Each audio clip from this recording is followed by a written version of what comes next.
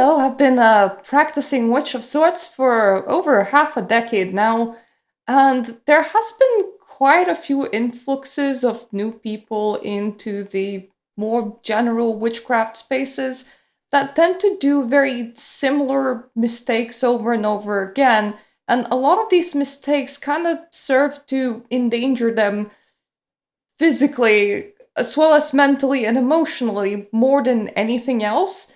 So consider this like a general advice sort of section if you want to quickly take a look about what these mistakes are. I've listed them in the description down below in case you don't want to be watching this video, which is entirely fine.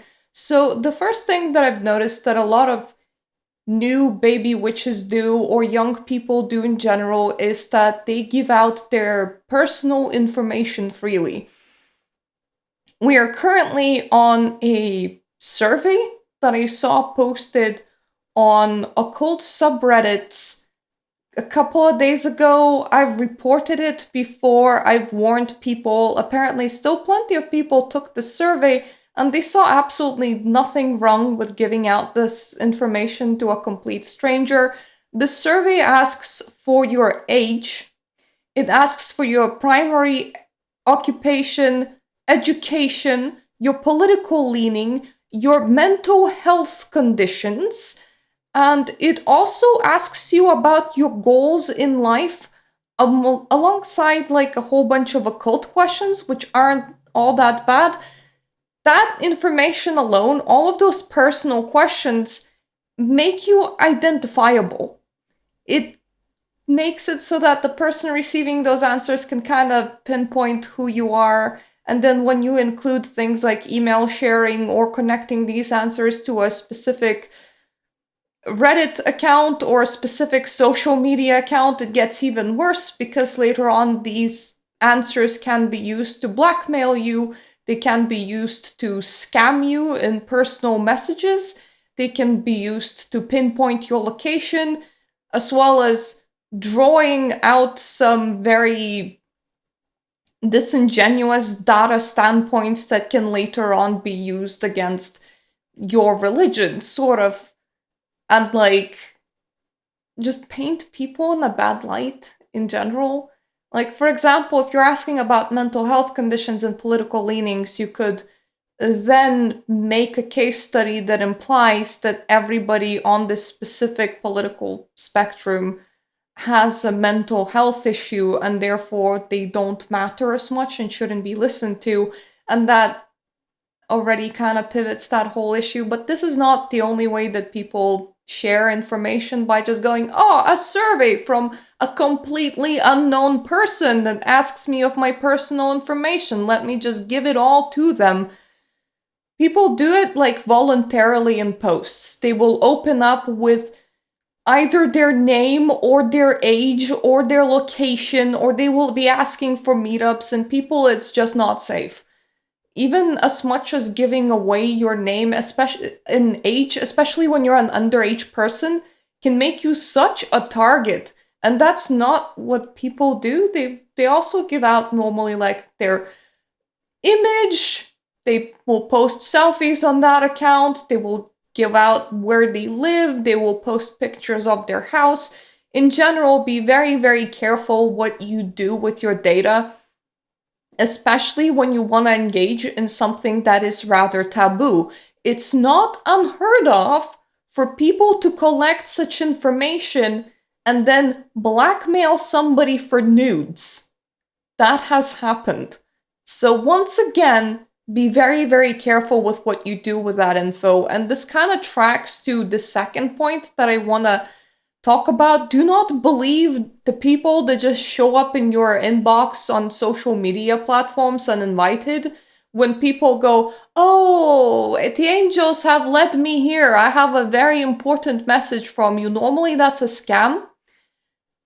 And if those people can also parrot the information that you have already given them through either your personal posts on that account or through surveys like these, they suddenly seem very impressive because they know what kind of issues you're facing, They know what general kind of person you are. They know how to target you.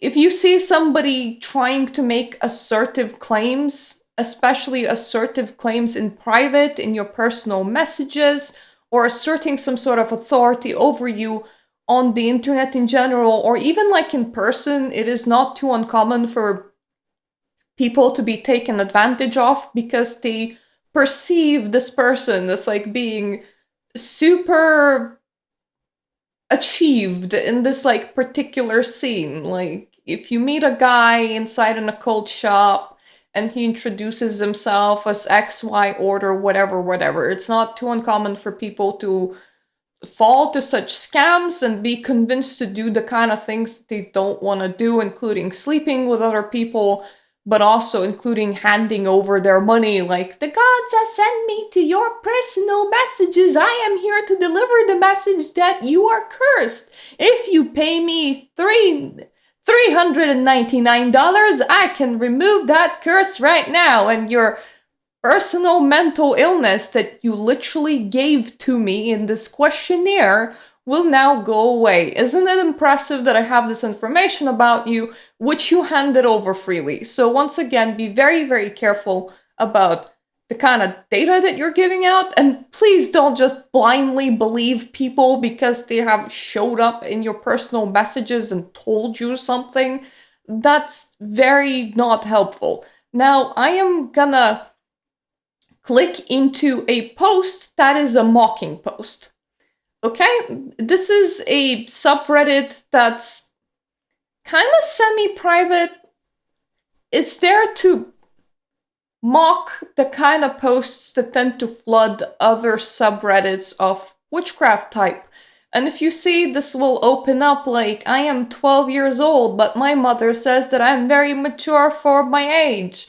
I decided to start practicing witchcraft, but I'm not a baby witch. I suspect I have been a witch my whole life, and this has started with the kind of mole that I have on my left butt cheek, or how my parents have conceived me, or I am a generational witch because of this ancestor inside my, like, personal family storyline, or I have red hair, or I have green eyes, or I am born as the seventh daughter. Take any kind of like slightly mythological feature that has gotten into like fairy tales or folk tales, and when people find that feature in themselves, they will then validate their own expertise with this very physical feature, or how they were born, or who their parents are. Just because your parents have practiced something doesn't mean absolutely anything. Spirituality is not genetic, okay? They could teach you stuff, and then that would be a proper use for that heritage, but spirituality is not genetic. It's not in your hair. It's not in your eyes. It's not inside your parents. It's not inside how you were conceived. It's not inside the mole on your left butt cheek. You can be a witch if you decide to be a witch, and nobody that has made this decision from a different background is better or worse than you. So don't like get attached to your background. And remember about like that data sharing that I was saying, like, don't overshare. Don't tell people who your parents are. Don't tell about identifiable marks on your body. Don't give out your age, and so on and so forth. Don't give that data. That's for nobody else to have. That's only for you to have. Now, let's also progress to the next very iffy category, which is people trying to find a mentor online. A lot of people are, for some reason, afraid to engage in their own spiritual journey, and they will want somebody to support them and to teach them. There are some traditions that outright require you to have a mentor. That being said, when you're gonna post this kind of post of, I need somebody to mentor me, you will 100% get scammed. 100%. You're gonna be overflooded with DMs about people asserting their own authority over you and demanding things from you ranging from money to pictures of yourselves to invitation to a cult and things like that. You don't need that. So do not look for strangers online. If you do want to practice a practice that requires you to have a mentor, please go to their place of worship and follow the rules that you need to follow in order to get accepted into the spirituality that you have selected. Don't go online. It won't end well. Otherwise, if you are not going to be part of a culture that requires you to have a mentor, don't be afraid to experiment online.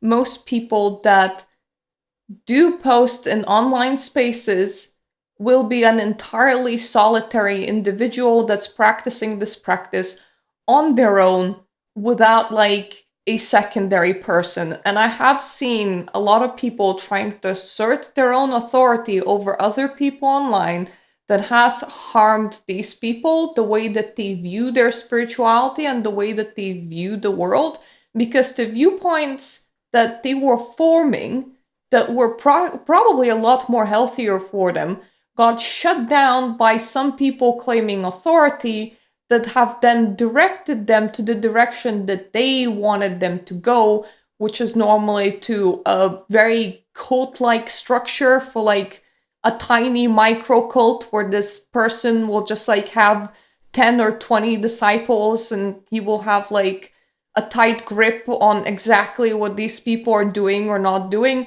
You don't want to be in such a toxic environment. Don't be looking for mentors online. And don't just trust everything people online say. Speaking of which, number 5, outsourcing your personal spiritual decisions to the opinions of the internet. Can I do X or Y? Consider why you are even asking. Is there something stopping you from doing X or Y? Is X or Y dangerous for you? If not, then why is it now up to an internet stranger to make that decision for you? Can I cast a spell? Can I worship the moon? Is it okay if I have a statue on my altar? All of these questions, try to answer them for yourself, unless, of course, they're physically dangerous for you, or you're approaching a culture that you know nothing about. Don't just go and bring that question to the internet because, well, does it matter what other people think? If there's now gonna be a response with, no, you may not worship the moon, will you really let that stop you?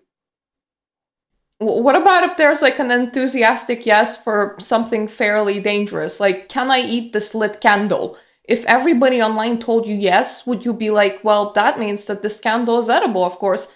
Think with your own brain, first and foremost. Try to keep other people's interference into what you're doing to a minimum, but try to be like logical and reasonable about what you're doing. Don't like endanger yourself, but also don't ask about every single minutia when it comes to your practice. Don't ask about it towards other people, because does it matter what other people say and does it matter what other people do? Oh, you don't know how to proceed? You're feeling like you have failed a spell? Experiment. Have a book, write down what you did, write down what happened, change what you're doing the next time, learn from your personal mistakes instead of trusting strangers online. Strangers online, even the ones that have seniority over you, it's like you are outsourcing your personal power to them, even though this is more of an art than it is a science. So a lot of those times, you're kind of just allowing another person to control your own personal expression almost. There's no need for that. Also, don't ask to just be handed out information. This happens quite a lot. Really, powerful hex or curse. I need this man to pay. Well, okay, honey, what practice are you practicing? Do you have a god that you're worshipping? Are you like doing specific folk practices? what it is that you're engaged in, because the advice will definitely change depending on what it is that you're engaged in. But if you're engaged in something, you should be able to answer that question for yourself about what you do at different situations. So first of all, figure out what you want to engage in rather than just asking for random recipes online for spell work. And then figure out what the people engaged in a similar practice to you tend to normally do. You're gonna build a practice from there on end. You will understand what means what. You will be able to craft your own spells, and you won't really just appear online asking for spells from random cultures, random places, spells that probably have nothing to do with you and will be very questionable if they're gonna work for you, because this is not a science. Once again, this is an art form, and you kind of need to know what you're relating to. It's kind of like asking a stranger best way to draw a tree. Art style? What's your experience level? No, not just best way to draw a tree.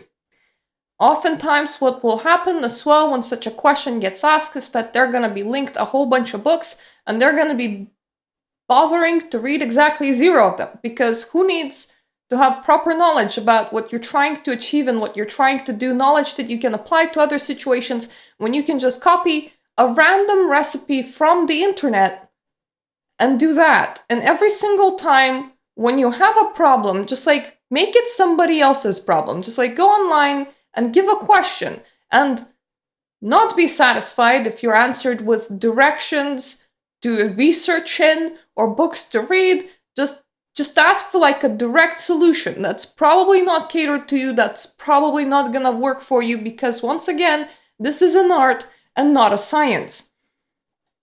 Going on forward, taking everything as a sign. And what's even worse is that these people will often ask, what does this mean?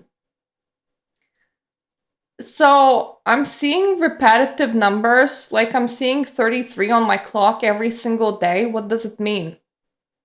I walked past a dead bird today. What does it mean? A branch fell from the sky. What does it mean? A leaf blew past me. What does it mean? I heard an owl hoot at 4 a.m. What does it mean? If you can't figure out what it means, then it means nothing. That's what it means. Not everything's about you. Not everything's a sign. Some things is just the things happening. If there were things that were gonna be really meaningful, it wouldn't leave your head and you could figure out what was the meaning of the thing that you have encountered. Receiving like an actual sign or an actual meaningful dream, you will feel that it is meaningful. And if you're too dense to unpack the sign, I guarantee you're gonna get another one that's a lot easier to comprehend. You don't need to search for signs like it is the end of the world if you don't see a sign for the next 10 minutes. Not everything that happens about you is... Not everything that happens around you is about you. Life is allowed to just exist. Leave it. You don't need to ask what it means on the internet 20 times a day. It's okay to leave it. Point 8. A lot of people like to practice fire magic and don't learn about candle safety. For example, do you know what a mushroom wick is? It's when a wick kind of blooms at the end. Do you know how many times people ask if that's a sign from the gods? That's a sign that you haven't trimmed your wick properly. But also, that's gonna be minor damage. If you burn candles all the time, it will cover your walls and roof with soot. That's on the list of things that can happen. That is not the worst. People like to have candles that are dressed in oils, candles that have rocks inside of them, and other kind of fun witchy paraphernalia. Guess what? Fire no likey. Oftentimes, those candles go up in flames because oil is flammable. Oftentimes, those candles explode because rocks are not flammable and they get very hot. You're better off not getting those candles. And if you're going to be inserting any objects into the wax, you better know what it's going to do to the rest of the candle. Like, don't start house fires.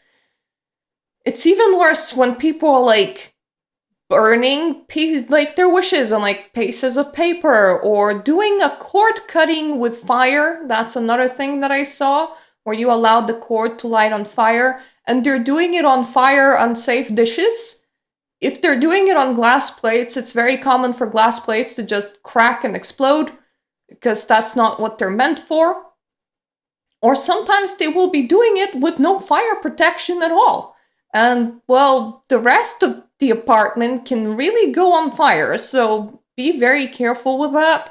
Also, don't leave fire unattended. Some people do this thing where they're like, I'm burning a 7-day candle, and they will literally burn it for 7 days straight without ever extinguishing it, even when they're not in the room or even when they're asleep. That is not fire safety. That is a huge fire hazard. Do not do this. Make sure that your candles are really safe. I had the misfortune of having had a very big outage of electricity inside my house that lasted for several days. It was very cold. It was very uncomfortable. We had no way of heating the environment. So we used the things that I normally like to use for decoration, which is jar candles. The nice thing about jar candles is that they're isolated in a jar. This means that as long as they're not in a position where they can easily fall over, or where your cat can topple it, or when an object can fall on top of it, or underneath an object that can then get too warm and set on fire or get damaged, they're gonna be fine. Like, I could go to sleep with this burning if I needed an emergency, and if I was absolutely sure that nothing can happen to this jar, because the fire's not gonna suddenly jump out of the jar. But even that is like an iffy practice, and we kind of had to do it because we had to keep our house warm. Somehow, at the very least, the room that we were in. It was very unpleasant, and that was already pushing it. People do pillar candles on nothing for 7 days straight in a household that has little children or pets. That's not gonna work out in your favor, honey. Please do not do that. If you're gonna be using candles for candle magic of any sorts, or fire in any way, please read up on fire safety and understand what you're doing beforehand. Number 9. A lot of baby witches mistake buzzfeed or aesthetic choices as types of witchcraft. There are actual types of witchcraft. Normally it will relate to cultural and folk practices. Like, one culture will practice one thing, one religion will practice one thing, another religion will practice another thing. What is a sea witch? It is absolutely nothing. It is an aesthetic that a place will try to sell you. And lo and behold, this place has the ability for you to buy clothing, shoes, accessories, and like witchcraft supplies. So of course they have things to sell you, so they will write minute articles about what this particular thing could be as a type of witch. And then people will go on and into the internet and go, am I a sea witch? Or am I a green witch? Or am I a couch witch? Or do I really like purple? That is a marketing tactic. It doesn't mean anything. If you were looking for like witchcraft supplies to be an earth witch or a sea witch, you're gonna find nothing. Because that is not a legitimate practice. That is just like a categorization of aesthetic / the material that you like. It is about as meaningful as liking lemon sorbet. You are not gonna be a lemon sorbet witch because you like lemon sorbet. You just like lemon sorbet, and that's completely fine. You can like the ocean. You can collect seashells from the ocean. You can worship the ocean gods. But there's like no specific direction that is like just an ocean witch. Unless there's a folk practice out there that focuses on that aspect, but normally there will be like a specific god or specific ceremonies. It's still not gonna be worded this way. This is a BuzzFeed word, so don't confuse BuzzFeed words for practices. Once again, you're better off learning off books than you are off weird bloggy websites. Now, the last one is confusing capitalism for witchcraft. You don't actually need all that many supplies because a lot of witchcraft was practiced at home. It was a folk practice. What you do in order to avoid X or Y. You know, you hang a horseshoe above your door for this reason. You put a nail in your wall for this reason. You use salt over your shoulder to get rid of bad energies and things like that. All of these things would normally use widely available materials that were available inside the house. The more popular witchcraft gets, the more different witchcraft paraphilia and kits get offered online, and there's nothing wrong if you want to buy some because it appeals to you, but don't think that you have to buy it in order to practice witchcraft. Now, you can practice that with a pen and a piece of paper in some specific traditions. In other traditions, you would be like going through your spice cupboard to take things like salt and pepper. It's not gonna be like very fancy things, it's gonna be easily available things.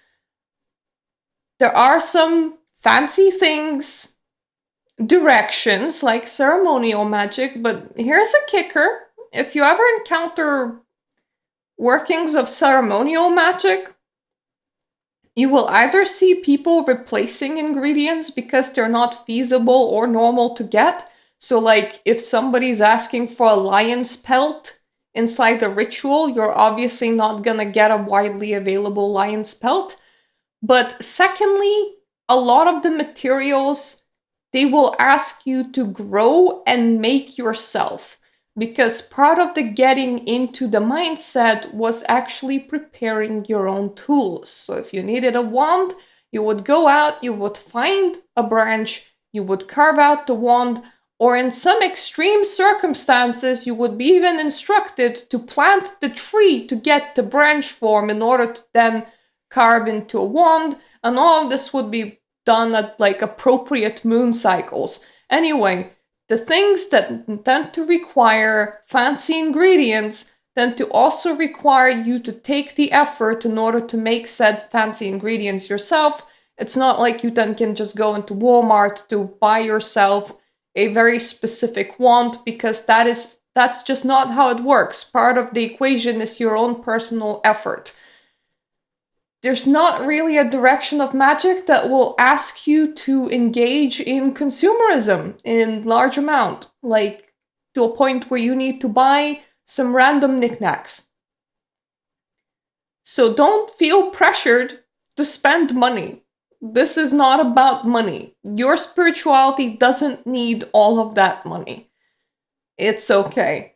Anyway, that has been the list, from my perspective, of 10 mistakes that baby witches, new people to witchcraft, tend to do most often. I am sorry if this video was a little bit crass. It's easy for me to get fired up or slightly annoyed when talking about topics like these, so I hope that I wasn't too mean. If you like this video, check out the rest of my channel, because primarily I do a lot of gaming. And that's not quite content about spirituality. I do spirituality on the side. I also talk about tabletops sometimes. If you like that, feel free to subscribe. Otherwise, I thank thee for your attention span and for watching this whole video. Yay, you reached the end. That is very exciting. Thank you so much for your attention. If you're already a subscriber of mine, also, thank you so much. And I hope I'm gonna see you on my other videos. Also, I kind of have Patreon subscribers, but I don't tend to shout them out on spiritual videos in case they don't want to be part of that. So, anyway, thank you, all of you, and I hope I'm gonna see you on my other videos. Toodaloo.